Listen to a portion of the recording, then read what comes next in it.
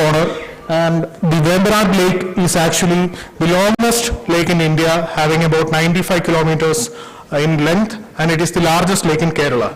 And it was declared as the Ramsar site in 2002, and that is the second largest Ramsar site also.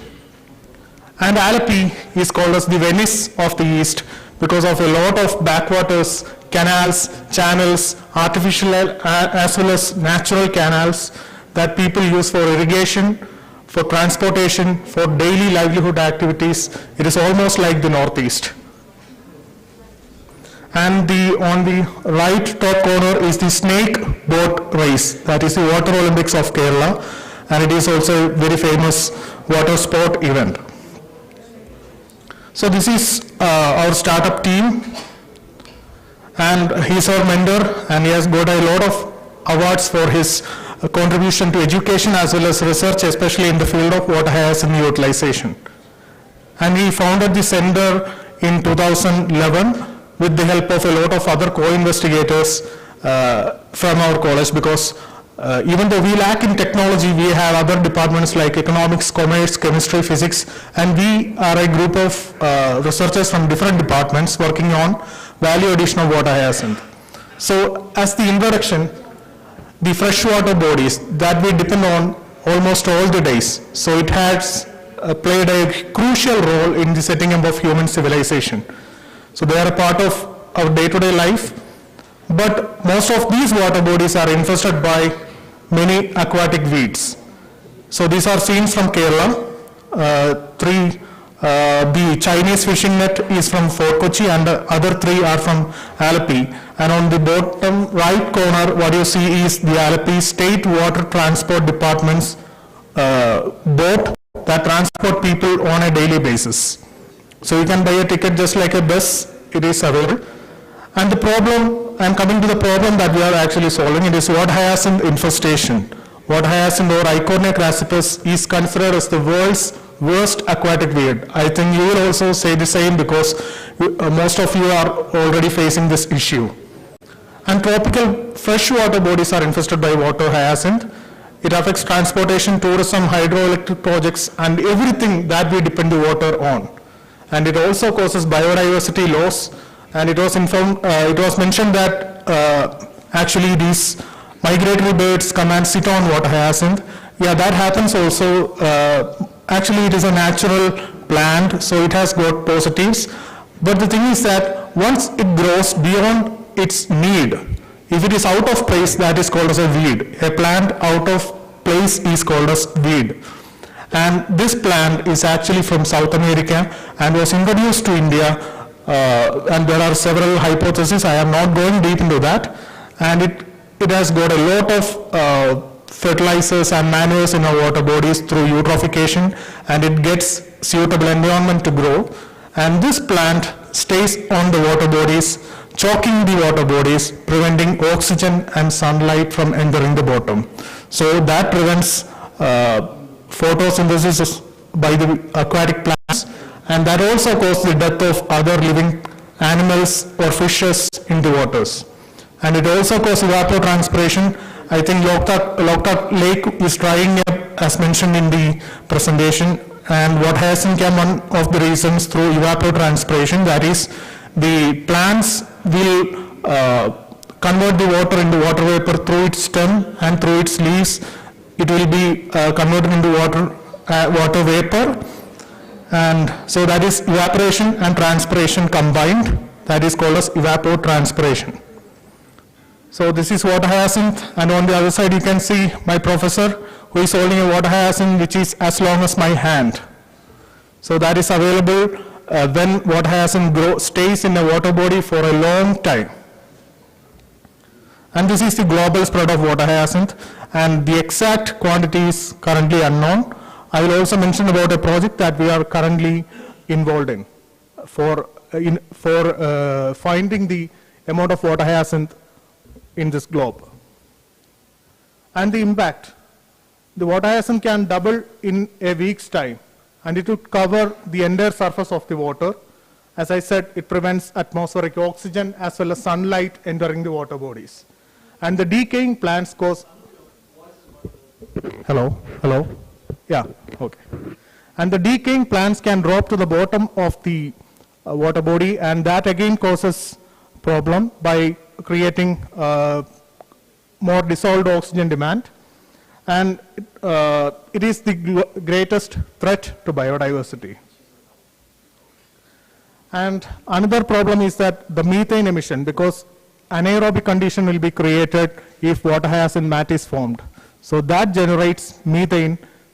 If the water body is completely covered with water hyacinth, the methane emission will be 17 times more. So I have told about all these problems. I am actually rushing so that I can come into the application or the products that we are making. I am not saying a lot of things about what the problem is or the existing solution and all. I'll just run through it. One solution is chemical method, that is by spraying weedicides that are actually toxic to these plants. But in turn that can affect other aquatic flora and fauna as well. So that is out of question. And the second one is introduction of weevils from South America, because they are the natural enemies of these plants and they are available in South America or Brazil. And if we bring it to our ecosystem, that can actually, it will be harmful to our ecosystem by creating another problem. We already introduced water hyacinth, now we are introducing another plant, so that will be much more problematic. So that is also not possible. And the widely accepted or currently done method is physical method using weed harvesters or harvesting machines or by manual removal. So even after the removal, you can see on the shores or there is a boat on that side, and you can see the water hyacinth is dumped there. So it will stay there, it will get rotten. Again the water, the polluted water will leach into the backwater, creating further more problem. So that creates health problems as well. So our solution is eradication through utilization. And this generates alternate livelihood for the people as well as eco-friendly products around the water bodies. So for the past 25 years, our professor has been working on the eradication of water hyacinth. So he has been spreading the message, use to reduce. And a glance of our research will be presented in the next few slides. And there is a community training center at our college to spread awareness as well as to give training to the people who are interested in value addition of water hyacinth. So my professor started by using water hyacinth as a substrate for enzyme production. But there is a big technology barrier, scientific jargons are involved, so people cannot accept this. According to the census by Ministry of Jal Shakti, almost 97% of the waters are in the rural areas. So if we want to solve this problem, we need rural technologies that are simple, that could be done by any kind of people, of any kind of educational background, physical or mental stature.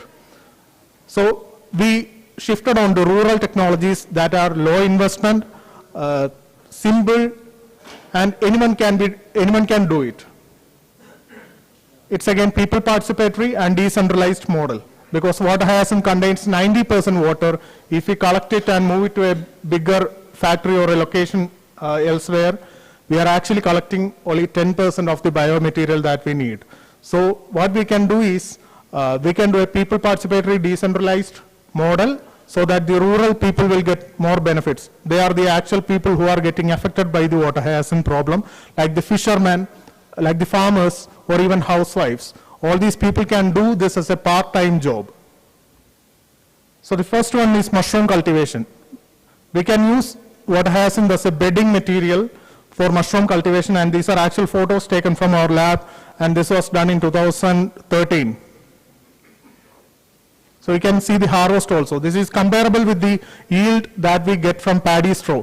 And the problem with paddy straw is that it has got fertilizers, weedicides, and all the chemicals that we use in agriculture will be on the paddy straw. But in case of water hyacinth, it will be much lesser. The only concern is if the water body is having a lot of heavy metal contamination, that will be in water hyacinth also. So if a water body is has heavy metal contamination, you cannot use water hyacinth for mushroom cultivation. And next is biomass briquettes.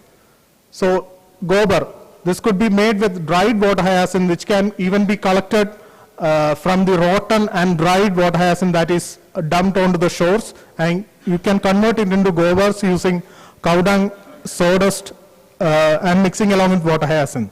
And it could be even hand pressed using the seva that we have at home, or it is called as kitchen extruder, so that we can reduce the amount of cow dung needed, and this will get much more calorific value. So that is made with dried water hyacinth. So this is another innovation, that is instead of our regular plastic nursery pots, we can use water hyacinth pulp to make eco-friendly, biodegradable, ready-to-plant nursery pots. And the mixture that is used as the potting mixture is actually decayed water hyacinth along with soil. So again, the use for fresh water hyacinth as well as decayed water hyacinth is there. And these are the trials that we have done. And we also found that there will be root penetration through the pots, and this prevents transplantation stress as well as plastic wastage. And these are other alternatives for plastic nursery pots, and this could be made with coconut leaf, areca leaf, wild jack leaf, any kind of leaf. So this is for only for home purposes.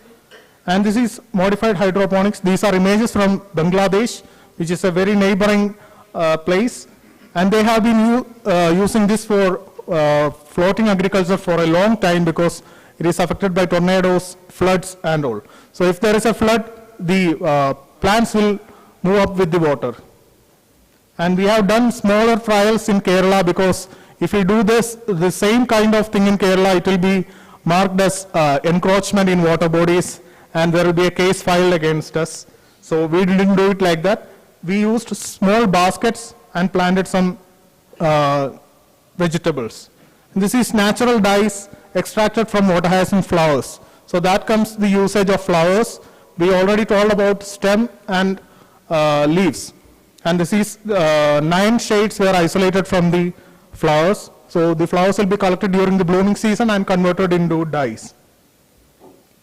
Again, seed balls could be made, or it is also called as seed bombs. And this is used to control deforestation or to promote afforestation. So when you are traveling, you can just throw a ball of water hyacinth pulp along with a seed, and once you throw it into the forest, it will be there. No ants will be eating it. Once there is a rain, this pulp will degrade, and the seed will get enough water and fertilizer, and this plant can grow. And the second one that you see is actually called as Kettinati. That was an improvised agriculture method for paddy cultivation founded by a farmer in Kerala. So we tried it with water hyacinth. So in the initial stages of a plant's growth, the fertilizer is very important. So we mix a bit of cow dung, water hyacinth pulp, and some mud, and we make small tablets, and we plant paddy seeds into that. So the plant will get much more nutrition, and the growth will be much higher, yield will be much higher, and lesser paddy seeds will be needed in a square unit area. And we are also collaborating with some rural innovators for making biogas and briquettes using water hyacinth. So these are the images. And the pulp-based products, once the water hyacinth stem and leaves are pulped, they could be converted into any shape. So this is a normal board made with water hyacinth. You can convert it into a painting that can yield you 1,500 rupees, or even a file board with much lesser value. The file board is actually a high volume, low value product. In this case, this will be a high value but low volume product. So if you are skilled, you can convert it into partition boards or any kind of materials, stationery, and these are all examples. And customized gifts using handmade paper. When Dr. Sujit visited us, we gave him surprise by giving him a visiting card using water hyacinth paper. And this also has waste materials from our educational institutions. There are 2,000 students in our college, so whatever they write, like assignments, internal exams, all these paper will be waste. So we collect that, we blend it with water hyacinth and convert it into beautiful gift items. So this is the portrait, a ballpen portrait of our Honorable Prime Minister made on water hyacinth paper. And these are other gifts. We can use it for printing as well, and we can draw using ball pen, oil pastels, acrylic paint, everything, all painting mediums. And we also, the package includes a gift as well as the drawing process in a 30-second video, because now it is the era of social media. Everyone wants to put up whatever gift they give in their statuses. So a 30-second video will also be made, and this is the drawing process.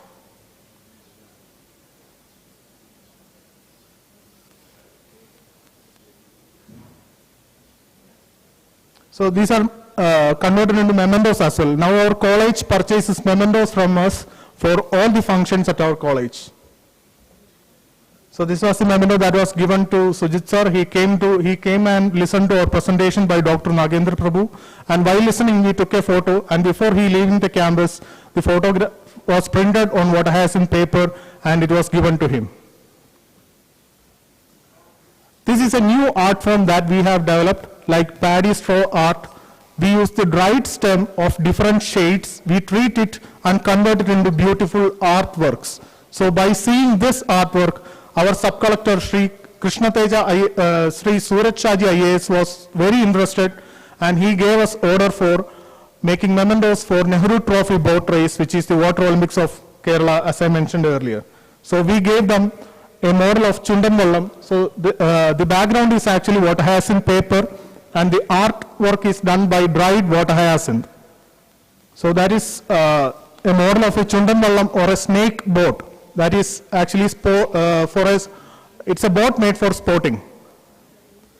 And this is the portrait of the CM, Chief Minister of Kerala, Shri Pinarayi Vijayan. That was again made using the stem. So different shades were actually selected from the shades of the stem.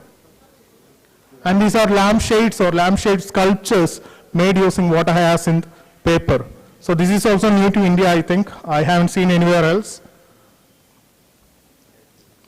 And my wedding invitation was made on water hyacinth. It was during the COVID time, and I was thinking what to do, because I could invite only 50 people. But I wanted to make a change. So this invitation this wedding actually changed the fate of myself as well as water hyacinth. So now we are getting more orders for making wedding invitations. So, and another thing is that there it is written as Anup Oli. So you will ask, where is the bride's name?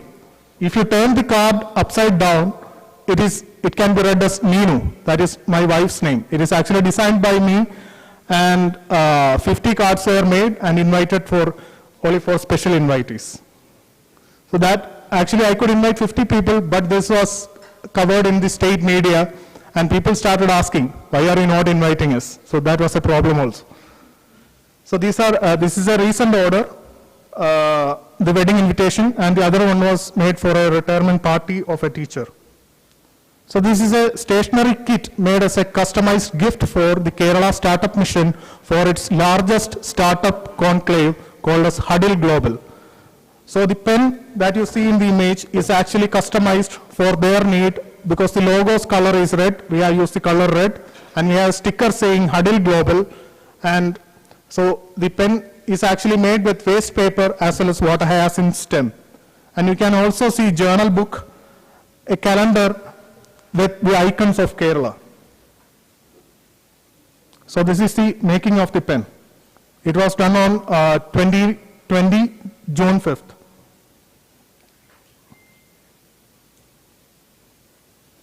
We call it as icorite because icornia is water hyacinth scientific name, and writing is what you do with the pen.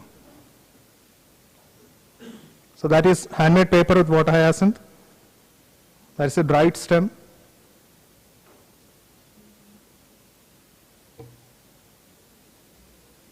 And this is eco-friendly Rakhis. Once the Raksha Bandhan is over, you can throw it away, and there will be a plant from the Rakhi. That is again made with water hyacinth pulp. This is a micro art. It is actually titled Freedom from Water Hyacinth, and it was released on Independence Day of 2020. and that again got, it's actually 3.5 centimeter in size.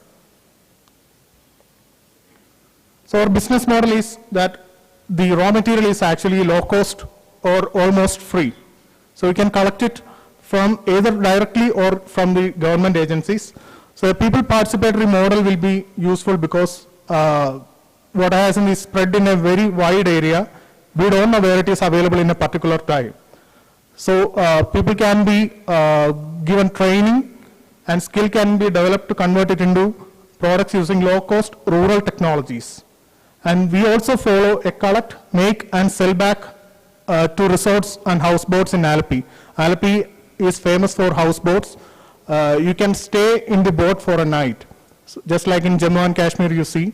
So these houseboats are also facing problems with water hyacinth. So they collect water hyacinth, and the resorts also, they are paying lakhs of rupees for removing water hyacinth from their water frontage. So we collect water hyacinth from them, we convert it into eco-friendly curio products and sell it through their curio shops. So the community-based activities can also attract a lot of rural tourists. You have seen the models in Sri Lanka, that is they are making paper using elephant dung. So innovative projects like that could attract more tourists to the local areas and thereby developing the rural areas. And we conduct awareness programs and training. This was actually an interesting trainee. She attended a national level online training by us, but she wanted to do it hands-on. So she came to Kerala for 2 days and she stayed there and learned all the processes. And the idea that we gave her back was eco-friendly Ganesha. So during Ganesha also, Ganeshas will be made and last thrown into the water. So this is actually from water to water. You can convert water hyacinth into Ganeshas, and she made one model this time and she got 500 orders for the next year. So that could be done also. So it is actually eco-friendly, and once it goes into the water, it will be disintegrated, or you can even plant it. I didn't talk about handicrafts using STEM because that is already done in Northeast. I think there is a collaboration with NatureCraft and some states are already doing it. And there is also a business led by a Keralite. And he is not doing it in Kerala, and he is doing it in Jharkhand, and he is exporting it to this IKEA. Yeah. Not furniture, table mats. Furniture and all are made in Vietnam, and those people are actually harvesting water hyacinth. They are, because they need golden color, so now they are harvesting water hyacinth. So these are training programs for special school teachers, and here you see differently abled children are making products using water hyacinth. And this is a training given to a resort as part of their CSR activity. So we can actually generate income, women empowerment is involved, alternate livelihood for farmers, fishermen, everyone is involved. And there is, of course, it opens new frontiers for academic interest. Reduce plastic usage, you can convert these products into alternatives for plastic. Eradication of water hyacinth, thereby cleaner water bodies will happen. Reduction in global warming by reducing the methane emission. It also supports agriculture and aquaculture through enriched water bodies.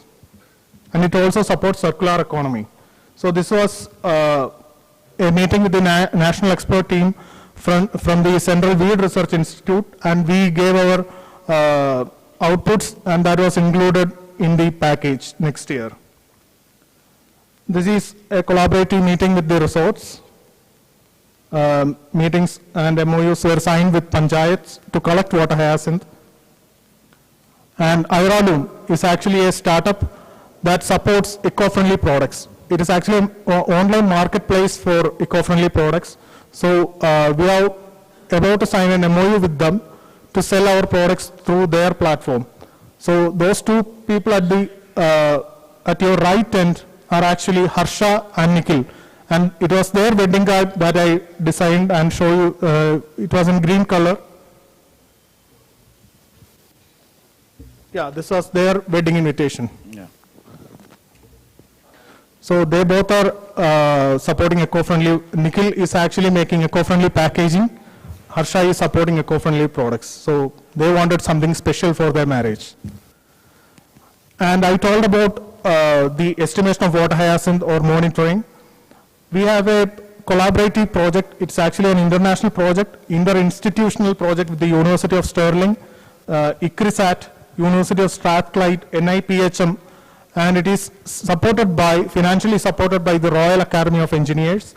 And we were actually included because Alleppey is one of the most affected, and we had a lot of research outputs.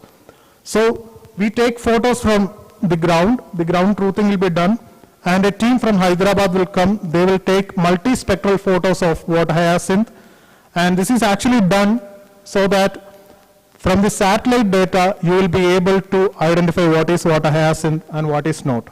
So they are making an algorithm for it. So they take the photos, they will stitch it and send it to me with multi-wavelength data, and I will mark what is water hyacinth and what is not water hyacinth using a GIS software and send the data to the UK scientists.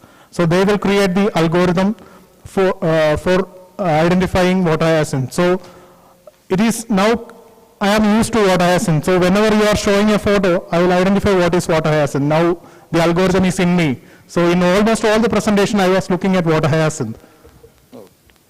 So these are multispectral photos. Yeah. And this is the team. And this is another photo of our Honorable Prime Minister. It is actually a digital drawing and printed on water hyacinth paper. And ICOTEC and CRIR in news. We also got the startup was actually founded with the help of Young Innovators Program. It is the flagship program of the Kerala State Government to support startup ideas or business ideas among the students. And we were one of the 130 ideas that were selected. And only 5 startups actually successfully exited this. And we were the only startup from the college level. And for this, we also won the privilege card by the Kerala Startup Mission, so that we can use their all facilities for free at the earliest. Sorry, Anup, I'll have to stop you here. Yeah, okay. I mean, we are running out of time because next program is lined up for the ministers. No. Okay. So, but thank you very much for this wonderful presentation. And during break, I think many of our participants will be, having a lot of questions.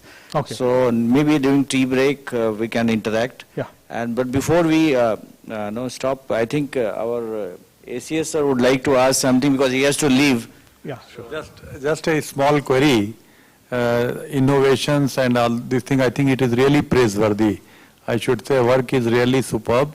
But I am just curious that you see, whenever we start an economic activity by this water hyacinth, it has to be economically viable and cost-benefit analysis properly has to be done.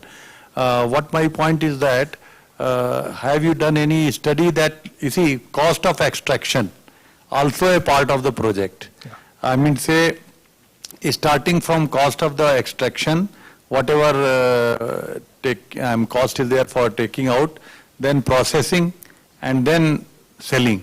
So my point is that whether any study has been done, because one is, I think, for your biogas thing, I think it is very important and very good for us also. And secondly, whether we make the seed ball or whether we make all your polypods, it's very good for forest department also. And also making like this thing, different invitation cards or anything for the public consumption. So if it is economic viable, then only it will be possible. Yeah. So I mean to say, if there is any study or any analysis has been done on this part, that was my only query. Thank you. Okay. Thank you for your positive comments. And regarding the question, actually, if you see the PowerPoint, you can see that all the products are of premium category, except the pots as well as partition boards. And our startup is currently not making pots because we are doing research to cut down the cost, because it is a high volume product and it has got low value. So we are working on that. But in case of wedding invitation and all, it is a premium product, and people who are actually who love sustainable products would buy it at a premium price. So we are targeting at it, and we actually have designs for what I has in paper. And on the right side, you can see a QR code. If you scan it, you can see all our products from our product manual. So to save time, I have included it. So if it is premium product, it will be economically viable. So a designer will be needed. So, thank you, Anup. Thanks a lot for, I'm happy that you came down all the way from Kerala. So, big clapping for Anup and his team. Yeah. Really wonderful one. Yeah. Thank you, yeah. sir. But we'll discuss further on this after, during the break also, yeah? Sure, sir. Thank you very much. Yeah. So, you can take that next presentation, yeah?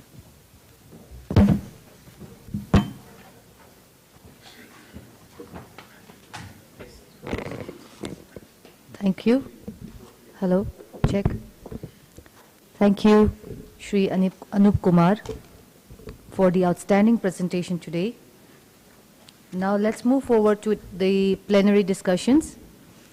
The discussion topic 1, implementation strategy on Amrit Dharohar scheme, alignment with life concept for conservation of wetlands. Sorry, you want to give? I think Asnikumar is not here.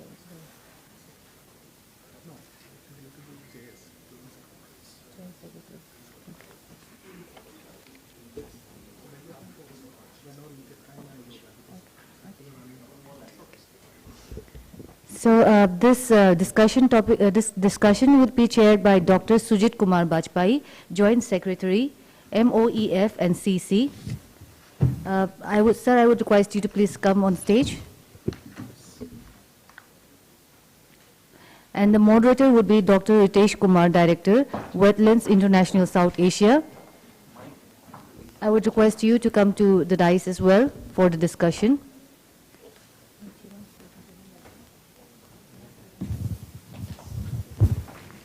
You want to do okay. Different, right? Okay, ladies and gentlemen, I want to make an announcement. Mr. Anup Kumar wants to present something to our Joint Secretary. Let's clap for him. We need to present something to you.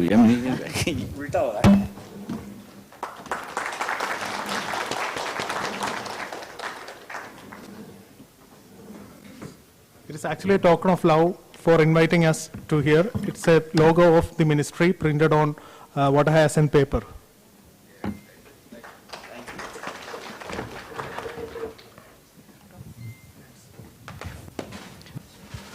So, thanks a lot again, Anup.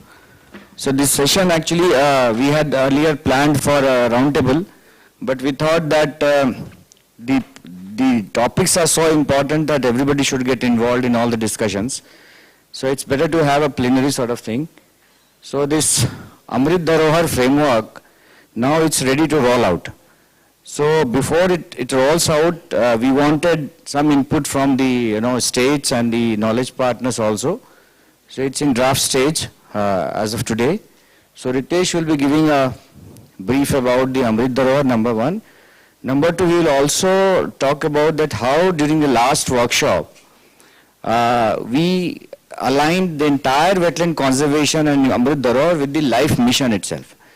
So these two aspects Ritesh will brief about, and then we'll open the floor for the inputs and discussions. And based on that, we'll be also presenting the outcome to the Honorable Minister as well as the Honorable CM. So Ritesh, please. So you have around 10 minutes to make your presentation and explain things.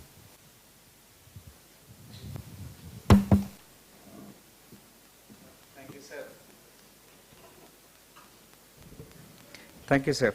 So, as you are all aware, it has been said in the morning that on the eve of World Wetlands Day, the Government of India announced a special scheme, Amrit Dharohar, and this is the draft outline. The goal is very much centered around the values of Ramsar site, but the purpose is very clearly focused on having a network which not only supports biodiversity, but provides for the full range of benefits the Ramsar sites provide in terms of water security, buffer for floods, or sustaining even carbon and cultural values. Now the approach is, Amrit Dharohar is not a new concept. It will operate within the ages of the existing wetlands portfolio and the flagship scheme, the National Program for Conservation of Aquatic Ecosystems defines that architecture.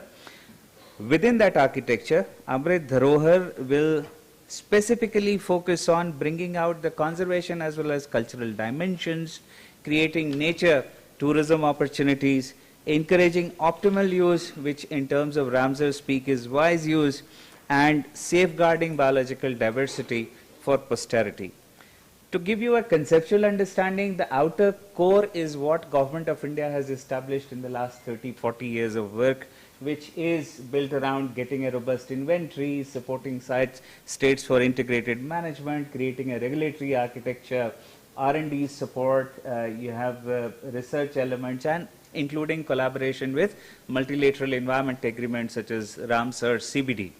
But within that, the Amrit Dharohar focuses on 4 core things that will help transform Ramsar site management into something very tangible.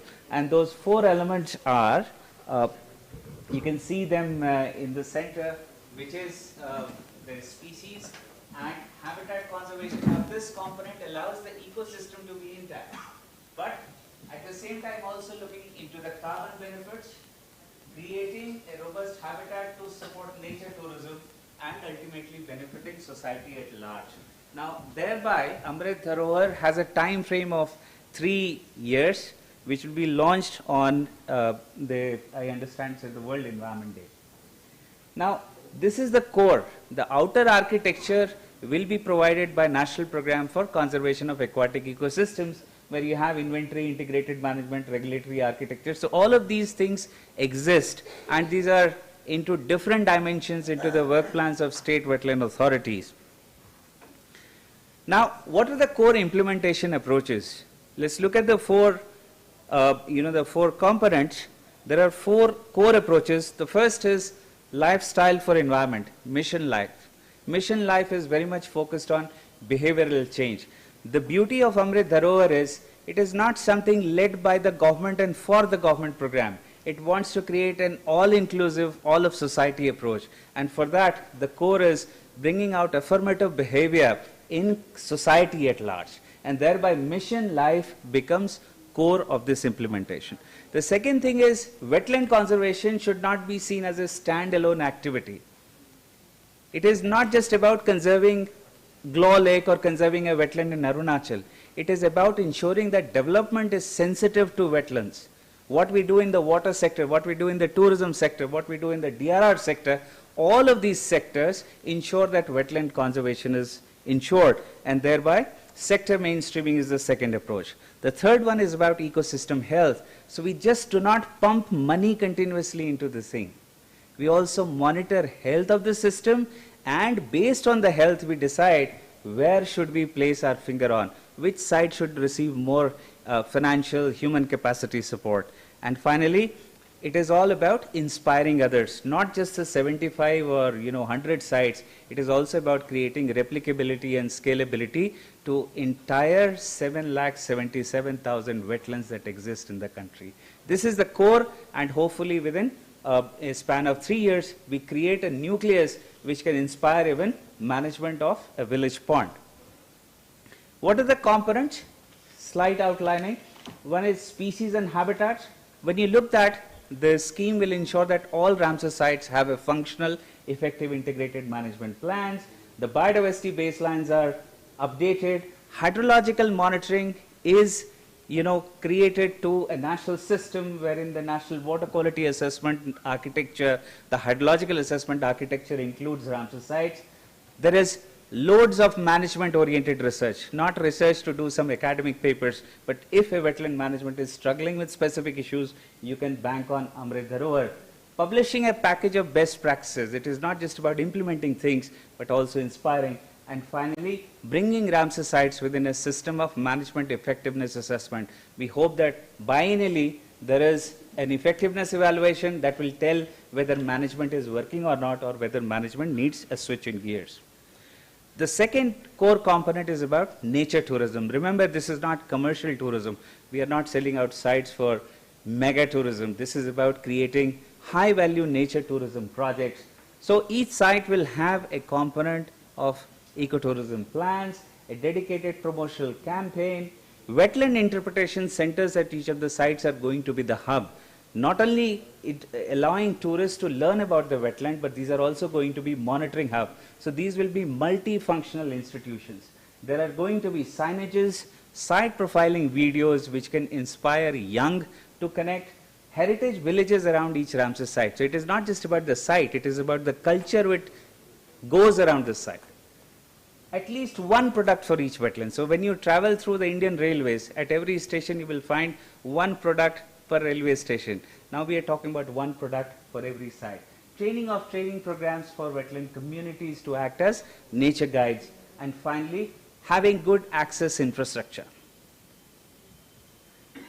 Wetland livelihoods, so we create job opportunities. Any conservation which does not lead into more food on the plate and having a sustainable livelihoods perhaps becomes a tough call. So thereby this scheme talks about livelihoods. It supports micro-enterprise development, comprehensive coverage of drinking water and sanitation facilities around wetland, improving technology interface, and integrating wetland conservation between relevant village development plans, so that you don't look at ministry every time that, okay, fund my management plan. If it is sitting within the urban local body or village development plan, the financing can be decoupled from a central CSS scheme which can focus on more meaningful things. And finally, wetland carbon. We are all talking about climate change. This scheme will allow clear baseline inventories of how much carbon is stocked or sequestered in the wetland, and how can we lock these carbon up for posterity. So that is where the 4 components stand. You will ask the implementation architecture. The architecture model has been brought from the Sahbagita guideline. So each Ramsar site will have a clear manager, which is also called an Amrit Dharohar Prabhari, right? And at district level, there are district level committees which will ensure convergence with the district level programs. These will then speak with state wetland authorities, and at national level is a wetlands division which will also be connecting not only within Ministry of Environment but with multiple other line ministries which are investing and having programs relevant to wetlands. The core of Amrit Dharohar is believed to be convergence. And in this table, this presentation will be available to all of you. You will see that each of these activities is lined up with an agency, including knowledge partners, including, for example, the tourism package. The Ministry of Environment is in advanced stages of discussions with Ministry of Tourism on how the tourism site development could be converged with wetland site development. So there has been an extensive detailed mapping of every activity of the scheme with a line agency or an institution. As I said, the World Environment Day will be the launch of this scheme, and therefore within 3 months we hope that India develops a model of Ramsar site management which will be inspiring not only to us, not only to our wetlands, but something on a global scale. I, sir, personally have not seen such a dedicated, mission-oriented scheme happening anywhere in the world. So we are all very excited. How will we monitor? Again, this has to be very transparent. In the last 2 years, the ministry has created an India Wetlands portal. The scheme will capture a range of things which will tell you that the scheme is working or not. So how many sites have an effective management plan? How many sites have functional interpretation center, number of tourists, number of jobs, baseline MET scores? All of this are likely to be on a dashboard which us and the common public and the wetland managers can see. Remember, this scheme is not just about implementing, it is also about inspiring. So state wetland authorities are expected to document their experiences, create site profile videos, create stories, create this process documentation, and use the India Wetlands portal as a hub. Now this is the whole architecture, the draft architecture, where the ministry seeks your comments and advice on how could we implement.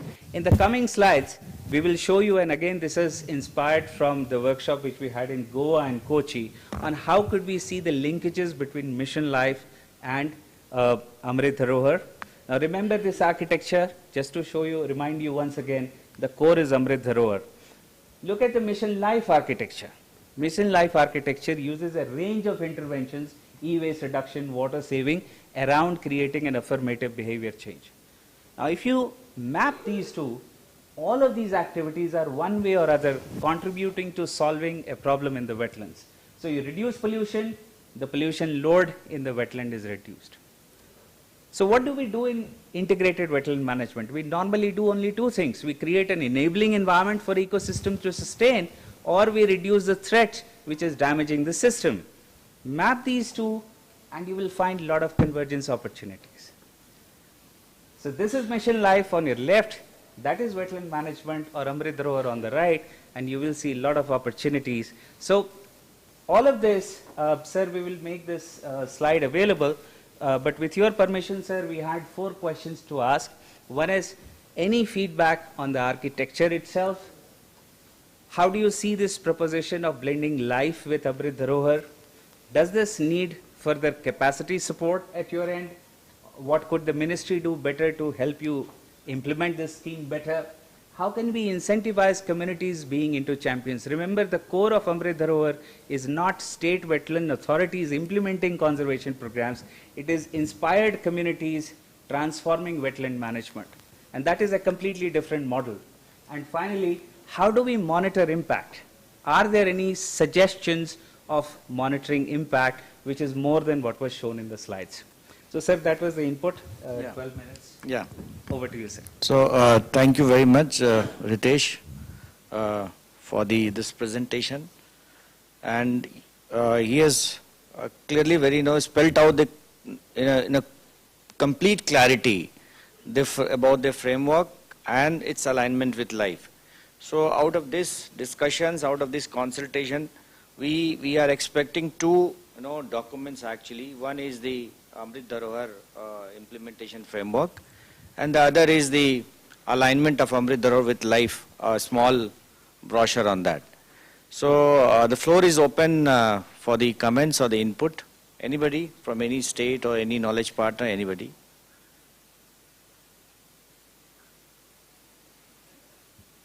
Yeah, Professor Hari Kumar. Can somebody give mic to him?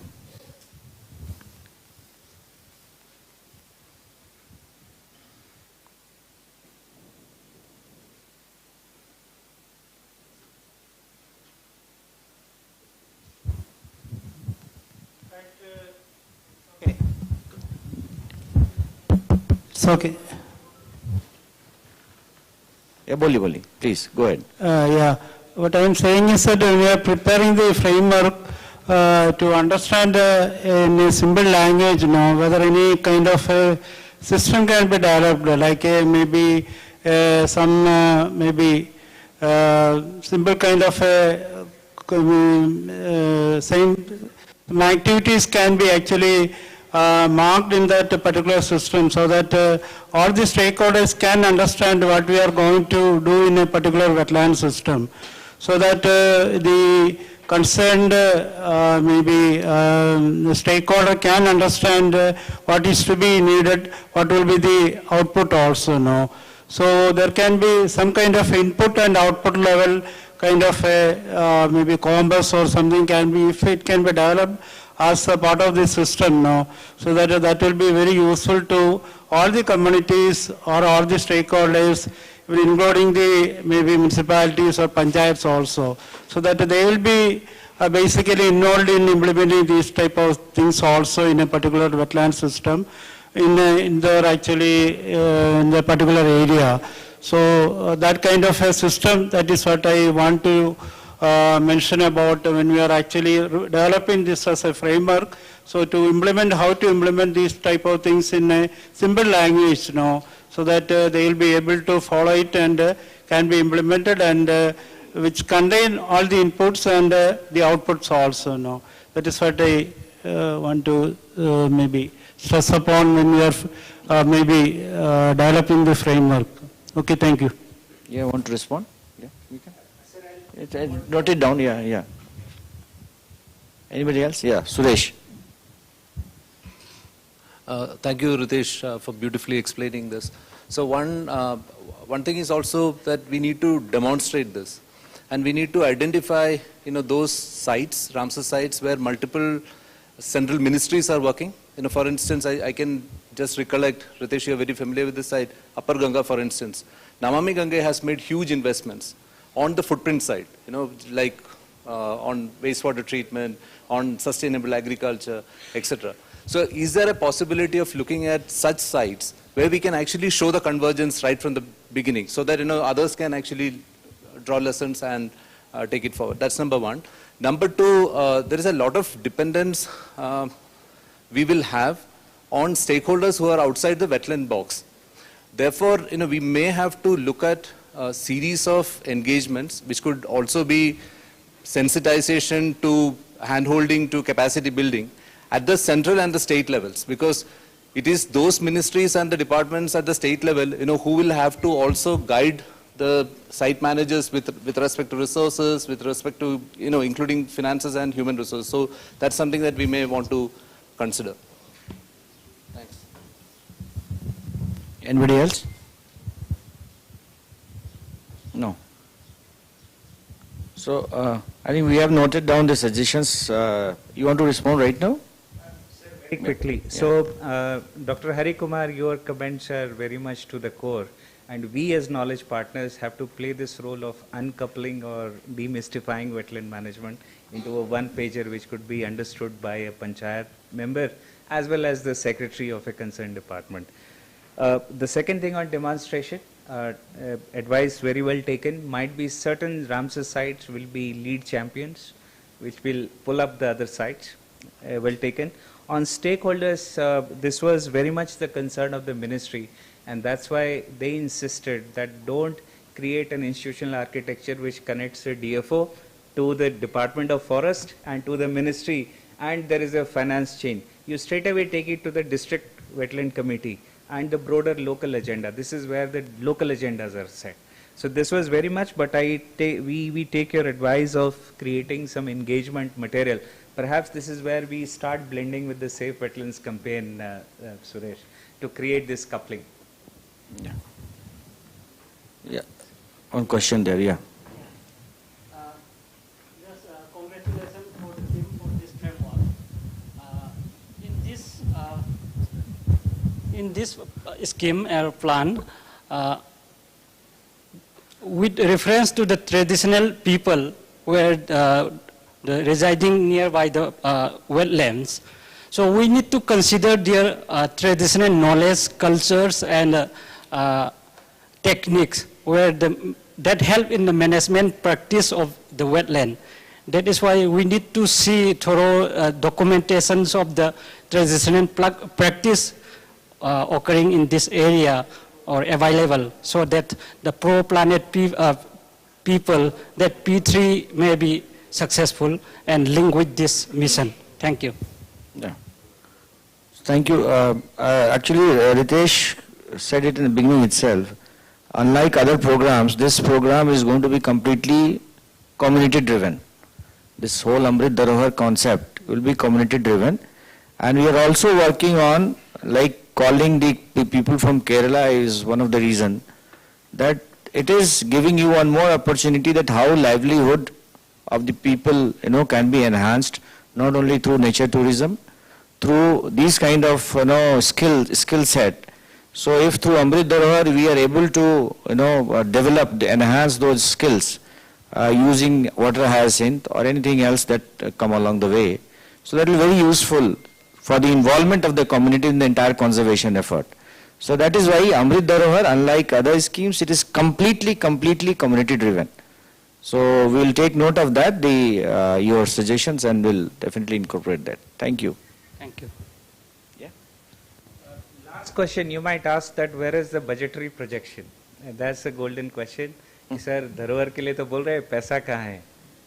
The scheme has, the broader philosophy of this scheme is for 40 years, we have been implementing a CSS. So it's a property of the states, the centers gives money, you write a management plan, the moment management plan disappears, the money and effort disappears.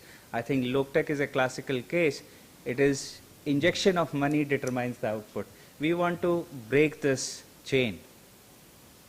There is absolutely no new money coming in Amrit Dharohar. It will operate within the aegis of NPCA. The trick is wetland conservation should become a development agenda. If poverty is a challenge, if water security is a challenge, so is wetland conservation. Ramsar sites will be protected to address the wider societal needs, and it is important that local development agendas pay up for this. So, if toilets have to be built, Swachh Bharat Abhiyan. If interpretation centers have to be upgraded, Ministry of Tourism. If science has to be created, ZSIs, BSIs, the knowledge partners have to be accessed. Carbon has to be assessed, look at the IITs. So the ministry will ensure an excellent convergence architecture, and by the end of 3 years, we possibly hope, sir, the demand of management plans financing should see a decline, and this small pool of money is used to enhance quality of the wetlands program rather than investing in peanuts in a scattered way around. Yeah. That should be music to the ears of IFD person sitting here. Yeah. So thank you very much, Ritesh. Thanks a lot for the patient hearing by all the participants. And then we have now next session. Yeah. Thank you. Thanks a lot.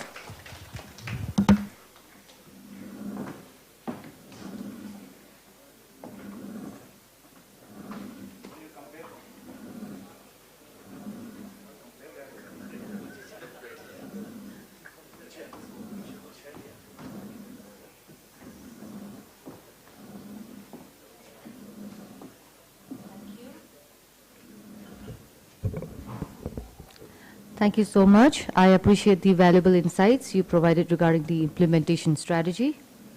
Now moving forward, discussion topic 2, implementation of Safe Wetlands campaign, chaired by Dr. Purvaja Ramachandran, Director NCSCM, and the moderator would be Dr. Suresh, Director Rivers and Wetlands, WWF India.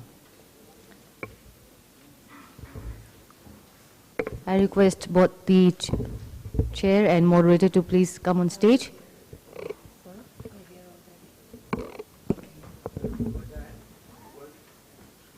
Sir, Suresh. So we haven't made any presentation or anything. You have a presentation there? Yes, please.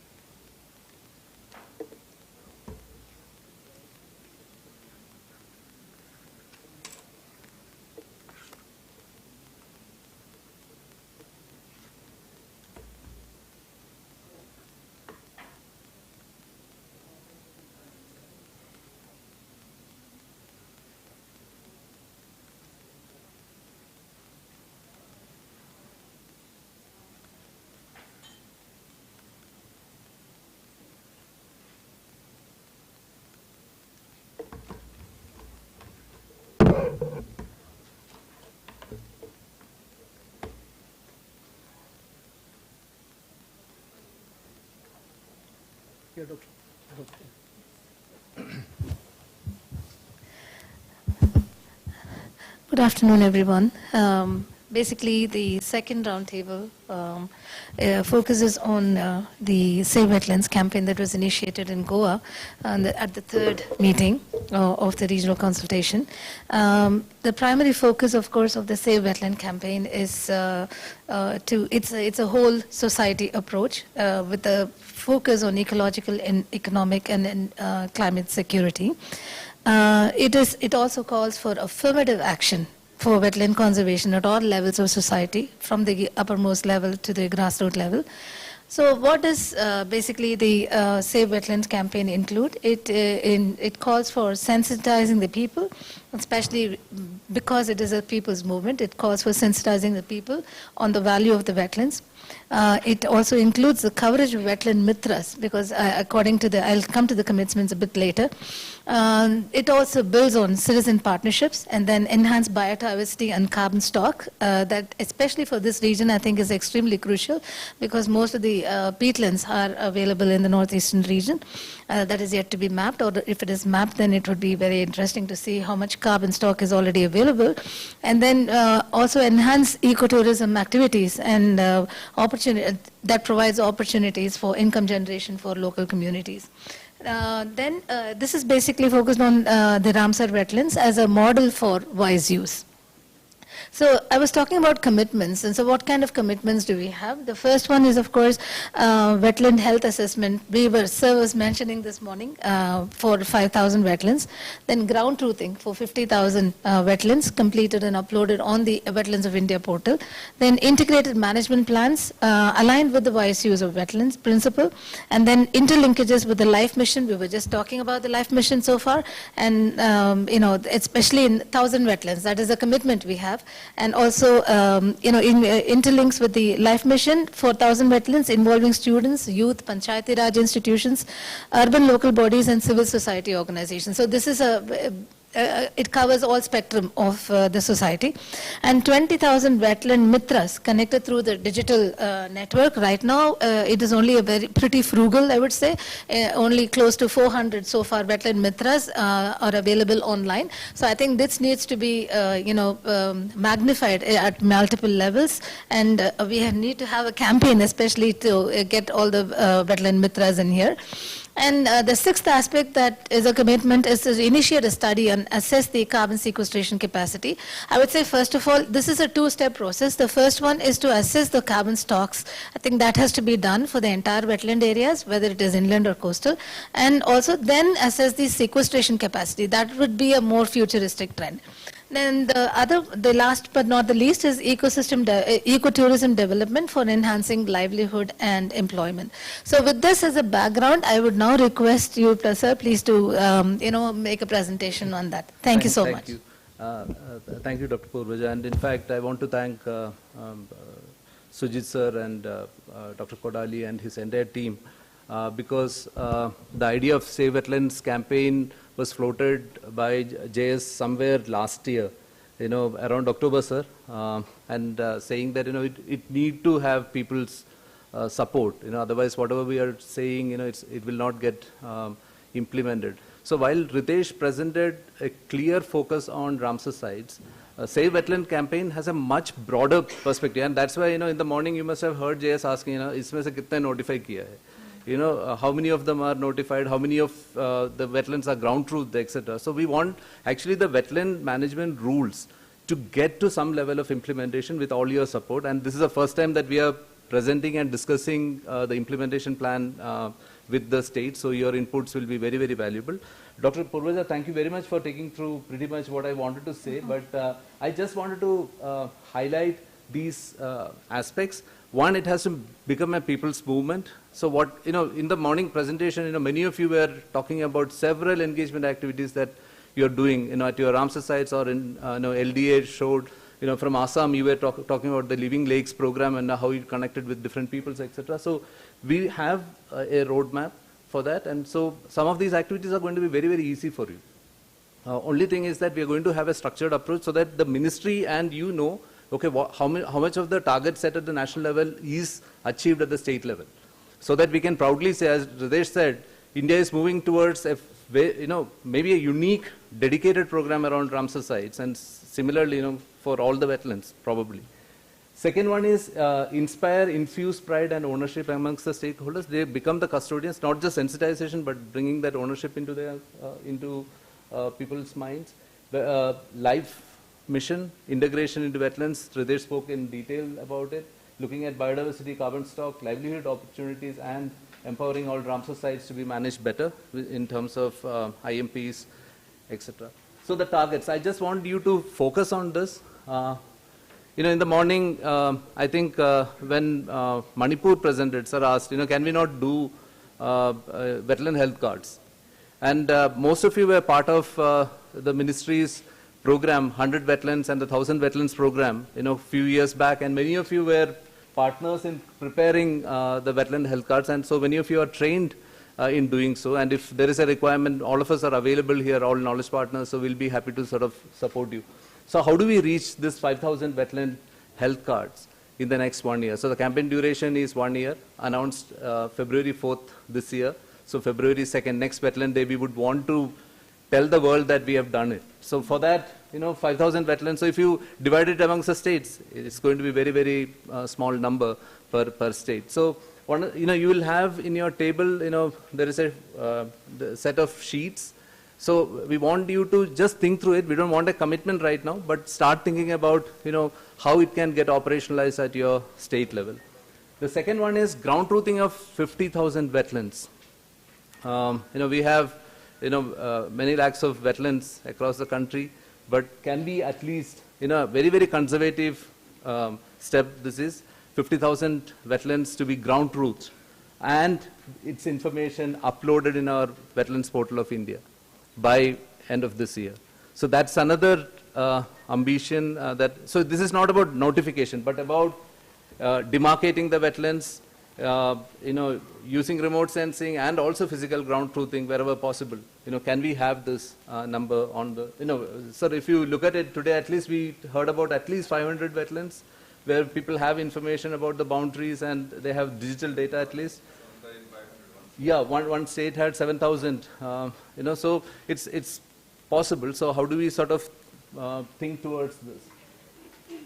Life mission, I'm not getting into detail, but what we are thinking about is that at least in 1,000 wetlands, if we start integration and dovetailing that Ritesh presented, that will be a game changer going forward. So 75 Ramsar sites already there, but there are many urban lakes where already there are several ministries like the Urban Affairs Ministry or the Ganga River Rejuvenation Ministry is funding projects across the country. So can we actually look at least 1,000 wetlands there? There was also, in Chennai, many of you were in Chennai, and one of the milestones of Chennai was, I think it was almost a year back, that ministry signed an MOU with India Biodiversity Initiative and CIA, saying that industries will have to come forward and become part of the wetland conservation journey. And so there is an India Wetland Coalition that many of us are part of right now. So the idea is, can we identify industries and get them to partner? It's not just about funding, but also about proactively reducing their footprint and other things. Can they also come forward, and can we identify 100 wetlands where industries can play a critical role in restoration? And 20,000 wetland mitras. Wetland mitras, again, Sujit sir highlighted this many times. People have to be at the core, and therefore the idea around wetland mitras. We've started this initiative about a year back, but we need to sort of, scale this program up. And so the question is that amongst the northeastern states, what is our sense of achievement in terms of wetland mitras that can be done in the next 1 year? And there is also a focus on a digital campaign to connect at least 1 million citizens and sensitize them on the values of wetlands, the need of conservation of wetland, maybe connect to the life, etc. This is again. The ministry is talking about creating a package of knowledge products. It's not the book or booklets, but small factoids on wetlands, what people can do to conserve, what values wetlands offer to the local communities, and therefore why we need to come together to protect wetlands. So this can be done through social media platforms and other channels that are available digitally. And then carbon sequestration.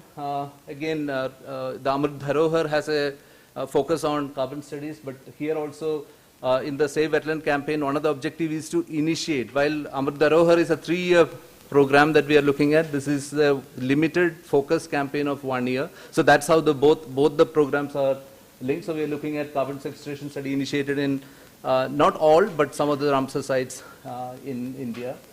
Looking at livelihood and employment opportunities. I'll come to that a little later. Again, don't want to repeat 3 key words. One, this is all structured under the mission Sahbagida, the whole of society approach that JS outlined in the morning. Mission life as a second pillar. And the third one is collaboration with people and with all the stakeholders who have a stake in the wetland or who are investing in a wetland at various levels.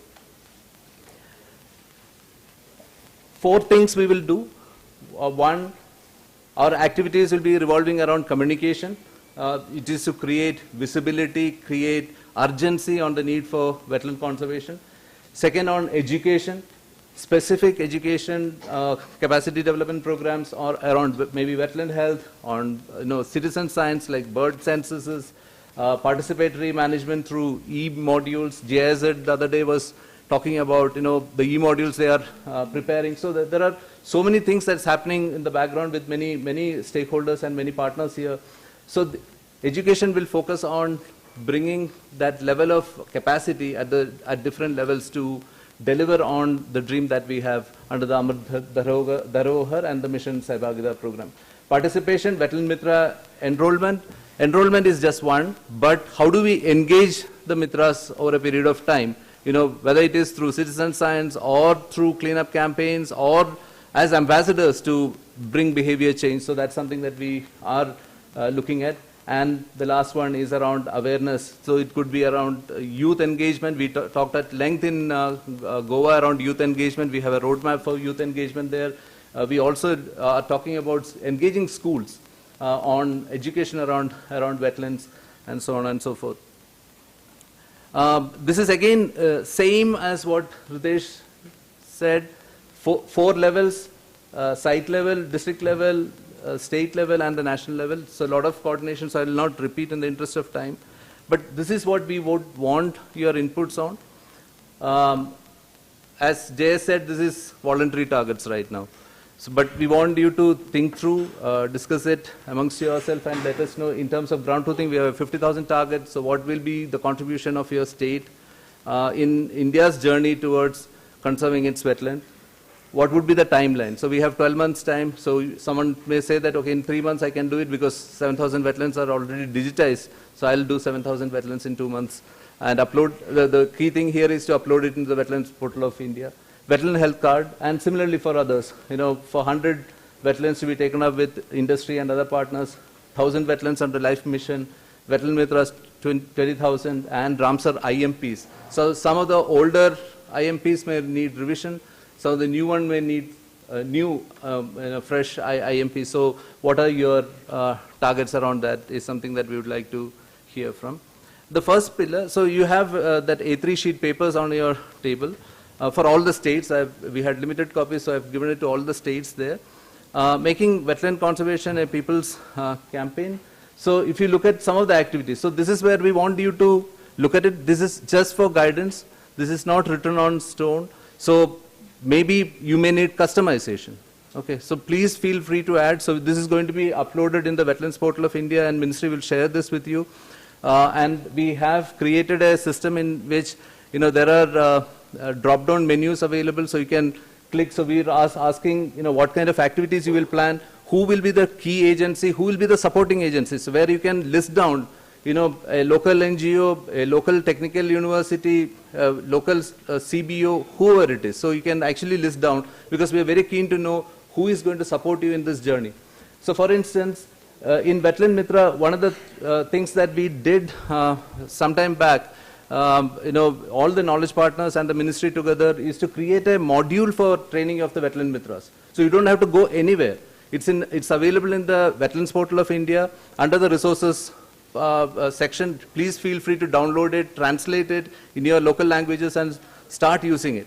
So it gives you a roadmap as to, from enrollment to engagement, what are the different steps required and what are some of the tools that is required. So it's already there. So we've done a lot of homework. So feel free to use the Wetlands Portal of India extensively and add, because you may have different resource materials. So please feel free to send it to NCSEM and Ministry so that they can add and populate that knowledge base that we have. 1 million citizens sensitized. Some of you showed school engagement programs. So some of those debates, poster competition, quiz at the national level, state level, we can think about many of those things. But please think through, because most of you are doing all these things, on a day-to-day basis. So please give your inputs around this. And this is important also that many of our Ramsar sites today don't have a SEPA plan. As per Ramsar Convention and our commitment, we need to have a SEPA plan for all the Ramsar sites. So please use this opportunity to develop your communication, education, participation and awareness plans as well. So that's again a contribution to Amrit Dharohar program. Again, I'll not go into the details of this in the interest of time. So for instance, if 5,000 wetland health cards have to be prepared, first thing we need to know is wetland health card prepared and uploaded in your national wetland portal. Now in terms of, these are some of the examples, presentation is available. Ground truthing of 50,000 wetlands. Again, we would like to know the targets so that the ministry can look at whether 50,000 will be achieved by end of the year or mid of this year. So what is the roadmap that we have? And for that, there are a set of activities that we have listed. I know time. Yeah. So. Carbon study, so it's there. In terms of livelihoods, employment opportunities, we are looking at assessment of ecosystem services. We are looking at wetland-specific plans for income development. For your particular area, you may have specific livelihood opportunities that have been identified, so that could be brought in. Ministry is quite proactive now in terms of preparing this SOP on productization of, like water hyacinth or other wetland products. So Mr. Anoop's presentation was really fascinating in that sense, and also training and capacity building of local communities. So what we want to know from you is the three things. One, from what you heard and what is there, sorry for rushing through, but in the implementation plan, if there is anything that is missing, which is impossible, please raise that. Those are the red flags. Second one is around setting the state level targets and the timelines. And the third one is roles, responsibilities and enablers that are required. So you may say that, okay, to achieve, we are ready to do this, but there are certain capacity gaps that exist and which needs to be addressed. So your inputs are welcome, and over to you.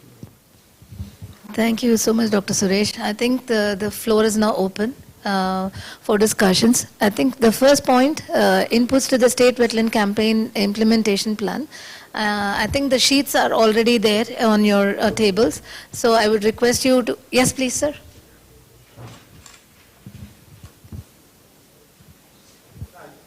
Yes. Can somebody give, yes.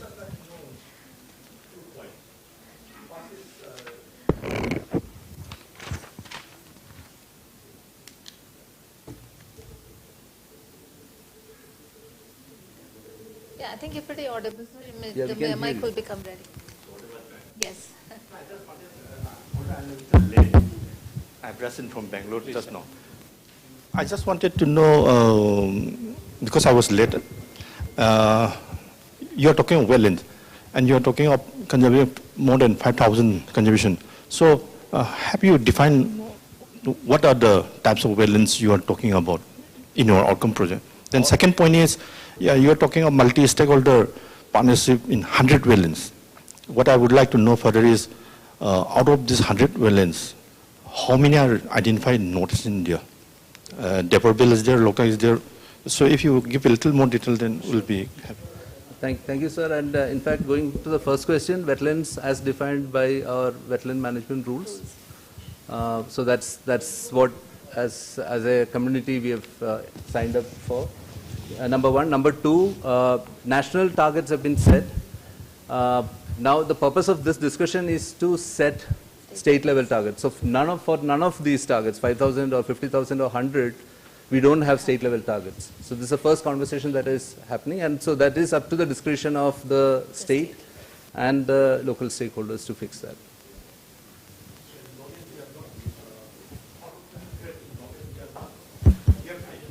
No, we haven't. So this is only the national targets that we have. Yeah. So it is, the purpose of this discussion is to request the states to define their targets. No, in your outcome, I saw that you are clearly saying that multi-stakeholder partnership. Yeah, numbers are defined, numbers are set, but at the local level we have not defined? You know, how many will be from Assam or Meghalaya or Manipur? So that has been. I think collectively, sir, I get your question. Collectively, we need to achieve the target, the national targets that we have committed under the scheme. So this is exactly the reason why such regional workshops will help us understand what the state's targets and capabilities are. So once we have that, it can be escalated at the national level. This is the basic understanding that we have. So, there may be I just like to supplement one more question. When you're talking of this targeting 100 or 5,000 wetland, you are talking in terms of national wetland 2017. This will come under 2017. Yes. Because as of now, Manipur, we have no notified wetland, as you are aware. So I was specifically. Yeah, that's good. No, it is not. It is nothing to relate to notification. Notification of wetlands, and this does not. This identification vis-a-vis the atlas. Ground truthing. Yes. Atlas, wetland atlas has given numbers of wetlands, but we don't know whether they really exist on the ground or not. It's just cross-checking from the ground. That's it. Thank you. I just wanted to clarify. Yes, thank you. Any further questions? Yes, sir. Wetlands also should be mentioned over here. They should take into consideration. Yeah, it is. The city wetlands. Otherwise, the urban city wetlands are just left out. That is what All wetlands in the state. Yeah, but then All otherwise. identified wetlands as per the wetland atlas that is available, right? Okay, if there are no further questions, I would like to thank Dr. Suresh and also all the participants for actively engaging in this discussion. Thank you so much.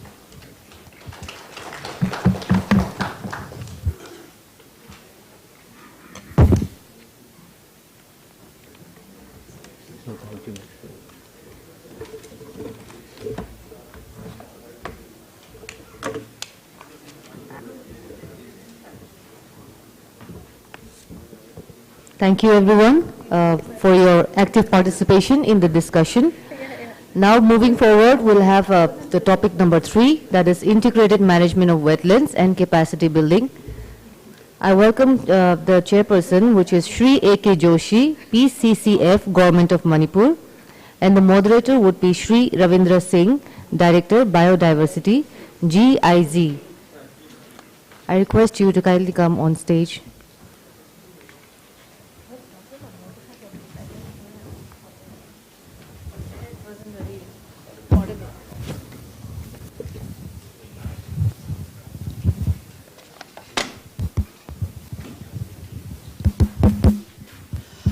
So, very good afternoon, ladies and gentlemen. It's a pleasure to be here for this third roundtable discussion, and the topic given is integrated management of wetlands and capacity building. Now, capacity building, as you have seen, is a very cross-cutting issue across sectors. We have had 2 presentations. One is on the Amrit Dharohar, the implementation mechanism of Amrit Dharohar, and the second on the Save Wetland campaign. And both these presentations had touched upon capacity building. But this particular session will be focusing on capacity building. And we have our moderator, Shri Ravindra Singh from the GIZ, Director Biodiversity. So without taking much time, as I know we are running short of time, I'll request him to start his presentation. Thank you, sir. In this session we focus on integrated management planning and associated capacities. As everybody says that if your objective is well defined and if you have a good plan, then your management is likely to be more appropriate and effective. So that's the reason why NPCA also asks for an integrated management plan. And you have a lot of experience already in this region. There are many states which have prepared and submitted integrated management plans. So looking at time as well, what I would like to get into immediately is this you are all familiar with, I think. No? The integrated management plan asks you to prepare it across 8 chapters, from introduction to describing your wetlands, describing its features, what are the institutions available there, what kind of threats are there, how do you set management objectives, monitoring parameters, evaluation, preparing your action plan, implementing it, and then also monitoring and reporting on it. But what we have received always as a feedback is that it's a challenging process, and there are capacities questioned in preparing these 8 chapters of integrated management. So I would like to get your inputs and maybe organize it state-wise in the interest of time on these 3 questions, that what kind of challenges you have faced or you face when you have to prepare integrated management plan of any site. What are the challenges in their implementation? And since you have experience of preparing and implementing management plans, are there lessons learned that are worth sharing with others as well, that the ministry should also take back home in either revising the process or coming up with new guidance? Can we do a very quick round of your feedback state-wise? If someone can help with a microphone, maybe we start with Assam.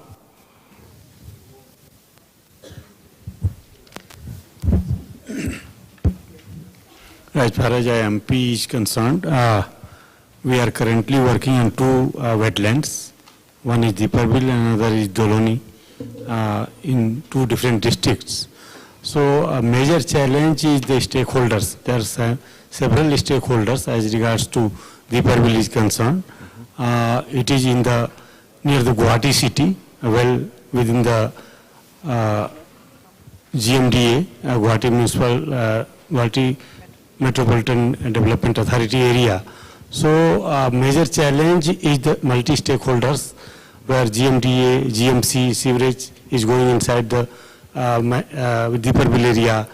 Then tourism is also one of them, fisheries department, local communities. So we are facing challenges with the conflicting interest of the stakeholders.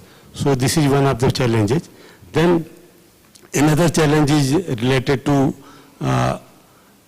fragmentation of habitat as regards to by the railway track and roads, which as per the NGT order, we are going to have a flyover type of road and viaduct. So these are the challenges. Then also the regular maintenance of regular health cards of the wetlands. These 3 things we are facing the challenges. Mm-hmm. Thank you. Thank you so much, sir. Thank you. Arunachal Pradesh, maybe somebody wants to speak.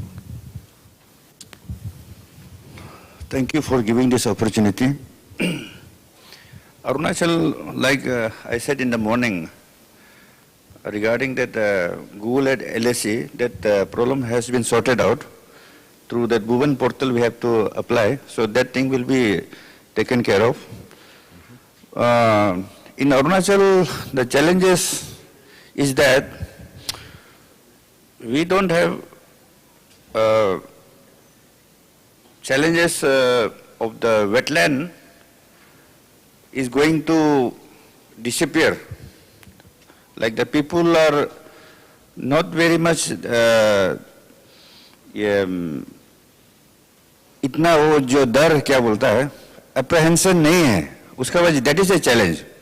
Why I say it? Because like we had conducted some 4 numbers of state wetland authority meetings, wherein the Minister of Forest is the chairperson and Chief Conservator is the additional PCF is the member secretary.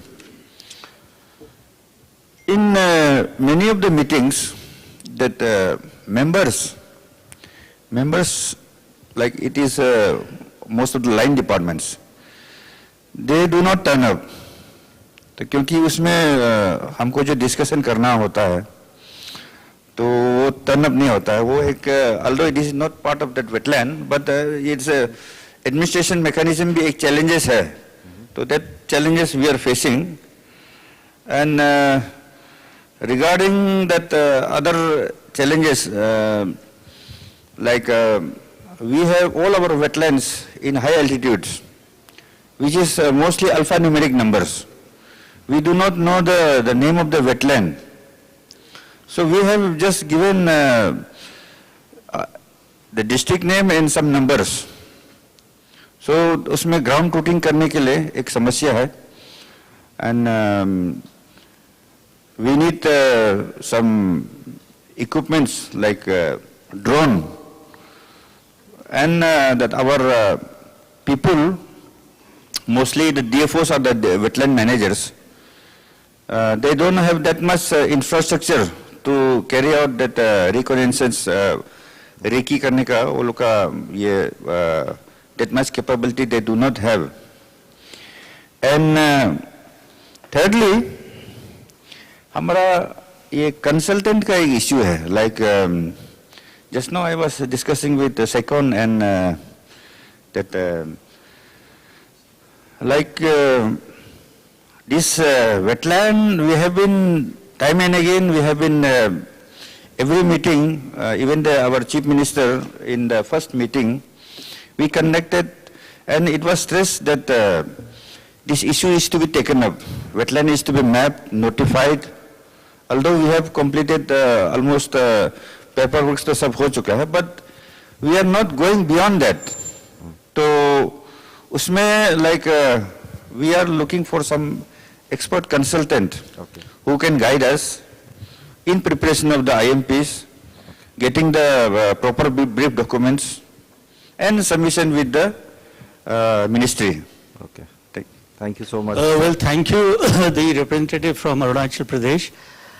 It's very nice, your suggestions, but I'll request the representatives could be a bit brief. Yeah. These are the issues which all the states are facing, what you said. We appreciate them, but because time is a constraint, I request Mr. Ravinder Singh ji also to kind of expedite the process. Highlight maybe two challenges. Just, maybe 3 minutes each we can give. So maybe next state is Meghalaya. Meghalaya. Your just top 2 or 3 statements. Actually, in Meghalaya, I mean, so far we have not tried this IMP for any of the wetland. We have only made brief documents and sent for notification so far. So we will not be able to give any real-time, Okay, suggestion. so when you will prepare, Yeah. then you, okay, Yeah, that's thank also fine. Okay, thanks. Good. Then next would be Manipur, I think, has prepared maximum number of IMPs from this region. Yes. Let's first hear Dr. Braj Kumar, then we'll come to you. In fact, Manipur, we prepared the IMP, but the challenges is that non-availability of the continuous data. That's one of the important challenges with us. Like any bathymetry study, we didn't get it, and continuous data for our biodiversity and water hydrodynamics. These are some sort of challenges. And the demarcation of the boundary is also one of those challenges, and enclosures. There's 2-3 things is the little bit challenge in implementation as well as IMP preparation. Okay. Thank you. Thank you so much, sir. Yeah. Salam. Yeah. Rajesh. I'll make it very brief. Adding to what Dr. Brajakumar says, other than administrative, and my focus is on when you are preparing an IMP, you know Loktak has very unique character. So what we have been saying for a long time now is integrating scientific temperament with traditional wisdom of management of biomass and whatever. So specifically for Loktak, when you're preparing an IMP, I would emphasize on these 2 partnerships, scientific temperament and taking consideration into traditional wisdom of fishing community. That's what I... Thank you so much. You have very I important think this point here. aspect was touched earlier. In fact, there was some suggestion from one of the participants about the traditional knowledge, documentation of the traditional knowledge and using it in the preparation of the management plans. I think this was touched, yes. But yes, we'll flag it issue. Important point to keep in mind there. Mizoram, if there is somebody, Mizoram. very quickly. Sure. As you know, in Mizoram, the free villages, all the tribals, they are still practicing the gym cultivations. There is no permanent livelihood, community livelihood.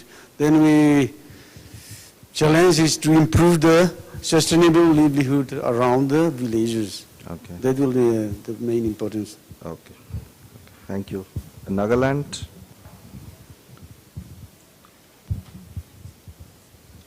Sir, very quickly, so like mentioned earlier, and like most of our speakers have mentioned, we are having trouble to collect data, especially even to prepare the brief document.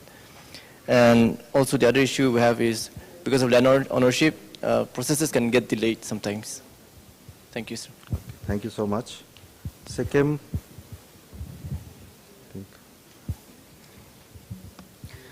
We have prepared 140 brief document for 140 wetlands, and maybe it is of importance for others to know that we outsourced it because it was not possible. We are short of staff, so it wasn't possible to do overseas, and so we outsourced it to a private group. Oh, okay. So availability of expertise is there in form of others. Yes. Very yes. good. Okay. And last, Tripura, if you have. Sir, in preparation of IMP, I think it's more like a convergence plan of all the department, all the stakeholders. So what in Tripura I have seen that like I was not there during the preparation of IMP, but like each department individually they have prepared their something like with the intention that they will get fund from the center. So like I believe that it should be like whatever like convergence plan should be like say in case of forest department we'll do plantation that can be done by different schemes under forest department, and something those which we can't get from our scheme that can we get from NPCA. Similarly like agriculture or like water resource department, PWD department, they are like they are whatever the components like adding like permanent embankment in the Ramsar site, whether those things are scientifically correct or not, those things are not decided. They just put those components to get more fund. So I think that should not be the approach for creating one IMP. So it's more of an understanding about NPCA and why it is meant across departments. Okay. Thank you so much. I think these inputs have been received, very similar inputs also from other states in previous workshops. And in the last workshop, it was discussed that, okay, the IMP management preparation process is quite rigorous. So could we adopt a two-step process, a two-step approach of first preparing a framework plan, which could be quick, which you could do based on the secondary information available as part of earlier research, plus local knowledge and communities' knowledge there, and your own experience. So, yeah, and then prepare it for 1 year, and that 1 year time gives you also resources and makes available, you can mobilize experts to prepare the detailed IMP. So if this is something which could solve the complexity problem of IMP, there is a proposal, and I would like to get your input on this, that the framework plan, the quick and easy one, could be organized also as a table along these elements or characters of a wetland, important ones, on what are extent, for instance, what's the features, locations, seasonal character, how it changes, just descriptive based on information that is available. Threat, for instance, could be encroachment there. So what you do as your management objective is that you set, for first year, you set for yourself the objective that boundary delineation will be done. So it gives you more time, and you do not need to delineate boundary before preparing the IMP, but as part of IMP preparation process. And your management measure could there be, for instance, geotag boundary pillars, surveys getting completed. So I don't want to read it. These are examples suggested. There could be differences in different states. Would such a process make it easier to prepare IMP, to plan management, and already get started with some of the measures. And here I would, not state-wise, but an open feedback. So any comments on this phased-wise implementation, preparation of the IWMP? You want to say something? I don't know, people maybe I'm standing up repeatedly. But I just want to reflect on just one point. When you're talking of ecosystem services and when you're talking of ecotourism, I'm specifically in the context of a sensitive wetland like Loktak, I'm very concerned of the use of the word ecotourism. So what kind of tourism model you are going to plan? Integrating with the lake system or going to partially destroy the natural ecosystem of the. So when you talk of tourism model, there are very conflicting views. No? So what I'm proposing is a tourism model that fits into the ecosystem of the lake. Yeah, that's why, as an example, it is said. No, when you are using the word ecotourism, is a very. Yes, I agree. Yeah, and yeah. so that can be threat as well.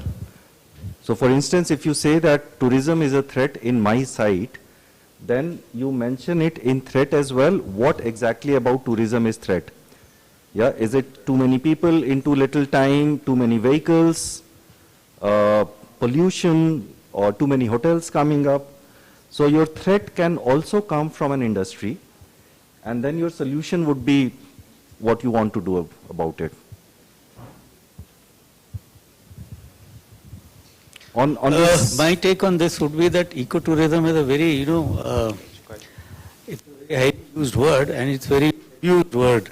What we say in the name of ecotourism is often, not ecotourism, but everything except ecotourism.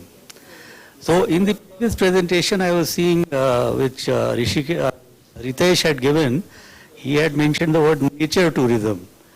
He had nature tourism as one component of one pillar of wetland management.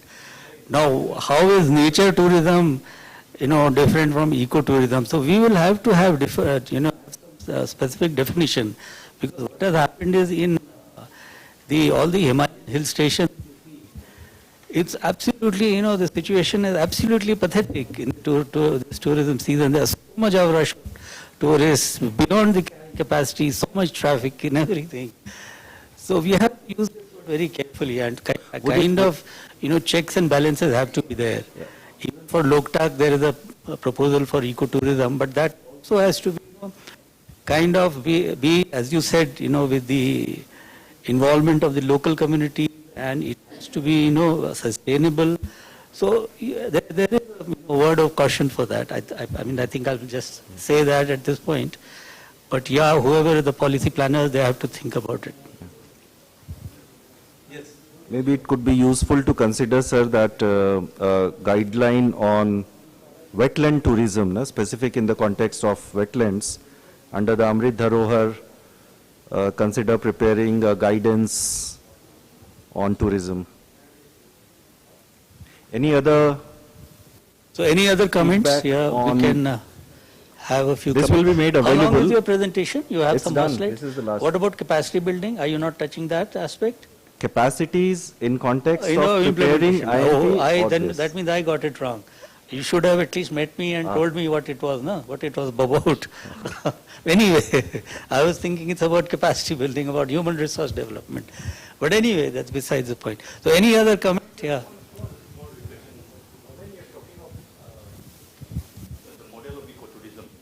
In a Ramsar site. So when you are talking of a model of tourism, particularly in a Ramsar site, and like Loktak, we have thousands of migratory birds coming from two international flyways. So when you have that model of tourism that is going to interrupt with the annual migration of the water bird, then can that be justified to an IMP model? As the site manager or as state wetland authority, you will have to define that. What kind of tourism you would like to have at your site. So. Well, what I can say is that wildlife tourism, ornithology, you have the Cable Lamjao National Park, again is internationally famous, the only floating park in the world. So this is very important in terms of tourism. But again, the concept comes of sustainability. How many tourists do you allow? What kind of tourism do you want to have? High-end tourism or niche tourism? So that I think the state government, different governments from different states will have to kind of take a considered view with again consultation with all the stakeholders. The Department of Tourism will be there, the Ministry of Environment would be there, Ministry of Tourism will be there. So all these have to, kind of have a very comprehensive plan. But this is a very important aspect you are saying about birds. Almost 36,000 birds visit Loktak during this winter season, migratory birds. Some of them are very rare. And we do get some, many people are coming to see these birds. So this is something which is, I think, of course, in the integrated management plan, some kind of prescriptions can be given. But then we have different, as I said, stakeholders, different departments are working on their own. So some kind of convergence will have to be developed at the government level. Any knowledge partner has any take on? Yeah. Instead of making it very quantitative, it can be broadly qualitative so that, it's easier to fill in. Like what you see, you fill it. So basic data like location, catchment, land area, I think that is all fine. But we should make the first one very light. That's me. Thank you. Thank you so much.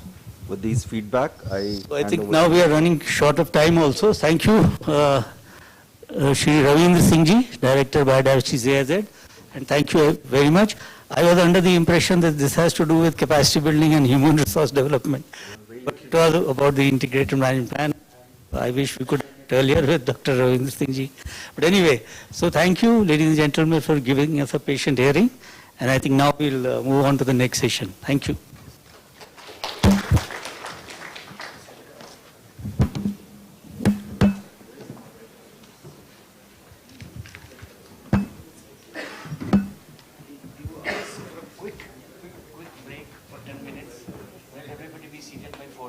Okay, I'll do that. 10 minutes break. That time we'll set up. Okay. Ladies and gentlemen, I hope you're all having a productive day so far. Well, let's have a quick break, tea break for 10 minutes. Let's meet here at 4:10. Exact 4:10. Thank you so much.